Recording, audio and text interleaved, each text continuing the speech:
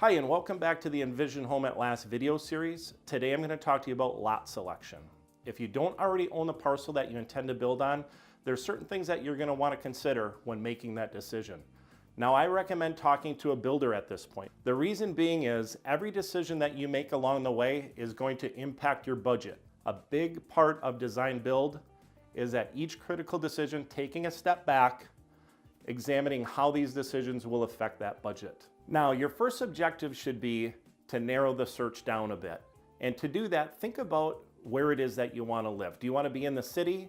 Are you looking to be in a suburb? Or do you want to be further out with a little bit more elbow room, some acreage in the country? And to make that decision, what you can do is think about the proximity to work or school or church or parks or healthcare. Any one of those may be a factor in your decision. Now, wherever you decide to build, what you'll want to look at is the surroundings as well. Does the neighborhood that you plan on putting your house up in support your investment? Once you've narrowed your options down a little bit, this is where a builder can come in handy because they'll be able to look at that lot with you and decide if there's any additional expenses that you'll need to consider. Things like sewer and water lateral hookups, any special assessments that might carry along with the lot, any additional permits that might be included, or there may be restrictive covenants that you have to consider as well. Now, if you've decided country acreage is more for you, your builder will help you take a look at that parcel and determine if there's any additional expenses to consider as well.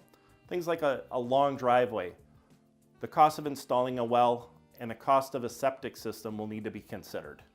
Wherever it is that you've decided to build, I do recommend getting a soil test done. And the reason being is the type of soil you will be building in could impact your investment as well.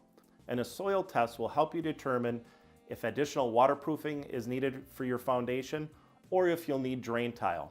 That will also help you determine what type of septic system you will need. Now, another thing you'll want to consider is the size and the shape of the parcel, especially if you plan to build in the city or in a subdivision. The reason being is you have to think of the footprint of your house and how it will relate to setbacks. Also, odd-shaped or pie-shaped lots might limit some design features that you may want to consider. Things like a side entry garage, you may not be able to do that on a pie-shaped lot. While you're envisioning how your house will sit on the lot, it actually may reveal some privacy issues that you need to consider as well.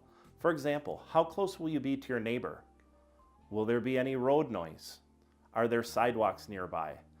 These things may impact your decision as well. You'll also want to look at how many trees are on the parcel. Will most of those trees need to come out to build your home?